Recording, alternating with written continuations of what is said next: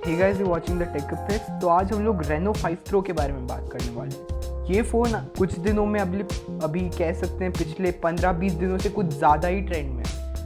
तो मैंने सोचा मैं भी इसके ऊपर एक वीडियो बनाता हूँ कि मतलब मेरे इसमें क्या मेरा क्या इस पर फीडबैक है। अभी तक देखा जाए तो रेनो जब रिलीज़ हुआ था तो ये बस एक कैमरा फ़ोन के नाम से एक रिलीज़ हुआ था। रेनो था उसका, हमेशा उसके ऐड में अगर आपने देखा होगा वो 10 टाइम जूम का वो टैग के साथ आया था कि इसका कैमरा बहुत अच्छा है। रेनो 2 को भी देखा होगा आपने कि वो भी एक 20 टाइम जूम के साथ आया था। उसके बाद से लोगों को ऑप्टिकल जूम का मतलब समझ में आना शुरू हुआ उस फ़ोन की वजह से, क्योंकि उसके पहले ज़्यादा लोग बस वो देखते थे कि कितना ज़्यादा जूम होता है, पर उनको ये नहीं पता था कि मतलब ऑप्टिकल जूम और जो वो यूआई के थ्रू डेवलप हुआ जूम में क्या डिफरेंस है। तो बेसिकली जो रेनो सीरीज़ है उसने जो टर्न्स लेना शुरू किया था वो था फ्रॉम रेनो 3, क्योंकि उन लोगों ने कुछ फ्लैगशिप फीचर्स ऐड करना शुरू कर दिए।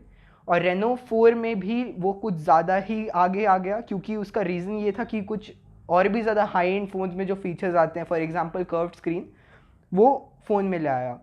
अब जो रेनो 5 प्रो निकला है ये एक नेक्स्ट लेवल फ़ोन है। दो ये एक ओप्पो का फ़ोन है, पर ये जो फीचर्स के साथ आता है वो कुछ ज़्यादा बैंगिंग है उस प्राइस रेंज के हिसाब से।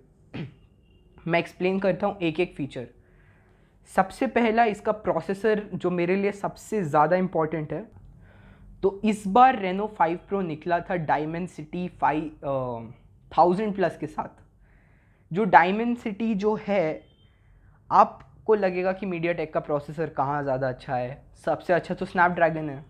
दैट इज़ करेक्ट, पर इस प्रोसेसर को हम लोग को अंडर एस्टिमेट नहीं करना चाहिए, क्योंकि इस प्रोसेसर का competition almost head to head 865 plus के साथ है, स्नैपड्रैगन, जो स्नैपड्रैगन का एक हाई एंड प्रोसेसर है।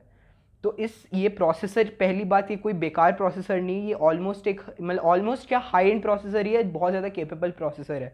मीडिया टेक के मिड रेंज प्रोसेसर को हम लोग ज़रूर डाउट कर सकते हैं, पर हाई एंड प्रोसेसर्स तो बहुत अच्छे हैं। मतलब हाई एंड प्रोसेसर्स में एक्चुअली वो कुछ ज़्यादा आजकल R&D में इन्वेस्ट करें, क्योंकि उनको स्नैपड्रैगन से ऑब्वियसली कम्पीट करना है, क्योंकि स्नैपड्रैगन का मोनोपोली है। Second most popular feature Reno का अब तक रहा है कि वो एकदम सस्ते प्राइस में कर्व डिस्प्ले लाया, और इस बार भी वही एक कर्व डिस्प्ले है। इस बार हम लोग को एक कर्व डिस्प्ले देखने को मिलता है ओलेड स्क्रीन के साथ, पर डिज़ाइन में इन लोगों ने कुछ चेंजेस किए हैं। लुक्स बहुत ज़्यादा अच्छे हो गए हैं। जो भी सामने कर्व डिस्प्ले था, हाँ इस बार भी है।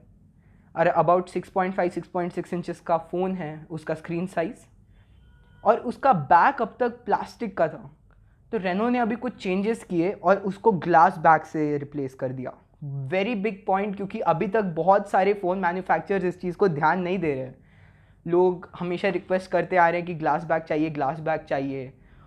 और रेनो रेनो एक्चुअली अभी के टाइम पे पुराना वन प्लस है, क्योंकि पुराना वन प्लस भी अपने कस्टमर्स की सुनता था, और काइंड ऑफ ये वन प्लस ही कर रहा है, क्योंकि ओप्पो और वीवो वन प्लस के साइड ब्रांड्स हैं, उसके काइंड ऑफ टेस्टिंग ब्रांड्स कह सकते हैं। तो बेसिकली अभी रेनो में ये सब निकला और लोगों को इतना ज़्यादा अभी ये फ़ोन पसंद आ रहा है। रेनो भले ओप्पो का नाम बहुत ज़्यादा नहीं हो, लेकिन रेनो का नाम अब अलग से बहुत ज़्यादा। अब आते हैं ओप्पो के एक और इम्पॉर्टेंट फीचर, जो ओप्पो के हिसाब से उसका कैमरा। तो ये रेनो 5 प्रो जो उसका फ्रंट कैमरा है वो ऑब्वियसली पंच होल है डिस्प्ले में, वो एक 32 मेगापिक्सल का कैमरा है। और जो बैक कैमरा है वो 64+8+2+2 का कैमरा है, जो एक बहुत डिसेंट कैमरा है। उसके जो पिक्चर रिजल्ट्स हैं वो भी देखने को हम लोग को मिले हैं, मैं कुछ दिखाता हूँ। मतलब एक्चुअली ये quality edge of a mid range phone अच्छे हैं, मतलब जितना होना चाहिए। उसके बाद कैमरा तो हाँ हमेशा से रहा है ओप्पो का एक मेन फीचर, जो जिस पे वो ज़्यादा फोकस करते हैं। उसके बाद इस बार उन लोगों ने कुछ और ऐड कर दिया। तो अभी तक क्या था कि मतलब यूजुअली पतले फ़ोन्स जो अच्छे हैं उसके लिए हमको ज़्यादा पैसा स्पेंड करना पड़ता है। रेनो ने इस बार हम लोग को एक पतला फ़ोन दिया है, 7.6 mm इसका बस थिकनेस है, और ये सारे फीचर्स इंक्लूड करते हुए 7.6 mm है। तो एक और इस बार एडिशन कर दिया रेनो ने। मैं इसीलिए स्टार्टिंग में बोला था कि ये बहुत ज़्यादा एक बैंगिंग इस बार डील दिया है, बाकी उसका नॉर्मल अभी तक जो दे रहा था उससे बहुत डिफरेंस है इस बार से। और सरप्राइजिंगली इसका प्राइस बस 36,000 से स्टार्ट है, जहाँ पे आपको 8 gigs of RAM 128 GB of internal storage भी मिल रहा है। तो अभी के हिसाब से जिस प्राइस रेंज में ये रिलीज़ हुआ है, अगर आपको फॉर एग्जांपल गेमिंग फीचर्स नहीं चाहिए, आपको बस एक स्टाइलिश और एक अच्छा दिखने वाला फ़ोन चाहिए जिसमें एक बहुत डिसेंट फीचर्स भी हैं, तो अभी के टाइम पे मेरे हिसाब से रेनो के हिसाब मतलब रेनो के कंपैरिजन में उस रेंज में कोई भी फ़ोन नहीं है। क्योंकि आपको कुछ ना कुछ कॉम्प्रोमाइज़ करना पड़ेगा। अगर आपको फॉर एग्जांपल ज़्यादा बेटर प्रोसेसर चाहिए तो आपको शायद डिज़ाइन में कॉम्प्रोमाइज़ करना पड़ेगा। अगर आपको एक अच्छा कैमरा चाहिए तो फिर आपको किसी और चीज़ में कॉम्प्रोमाइज़ करना पड़ेगा। पर रेनो इस बार जो निकला है ये एक्चुअली इतना ज़्यादा पॉपुलर इसीलिए भी हुआ क्योंकि जो फीचर्स इसमें है वो यूजुअली इस रेंज के प्राइस के फ़ोन्स में होता नहीं है। तो एक्चुअली इसीलिए मेरा भी इस पर इतना ज़्यादा पॉजिटिव थॉट्स था कि मतलब मैं भी एक्साइटेड था कि जिस हिसाब से उसके लीक्स एंड रूमर्स निकल रहे थे तो ऑब्वियसली लग रहा था कि कोई एक अच्छा फ़ोन होगा, और एक्चुअली इस बार ओप्पो ने एक अच्छा काम किया है। So if you are consider buying a phone इस प्राइस रेंज में जिसमें आपको ओवरऑल सारे अच्छे फीचर्स चाहिए, you can actually go with this one, क्योंकि ये एक्चुअली एक बहुत अच्छा फ़ोन है। एंड या ओप्पो अपना नाम वापस कर रहा है rather than just being a camera company, camera phone company.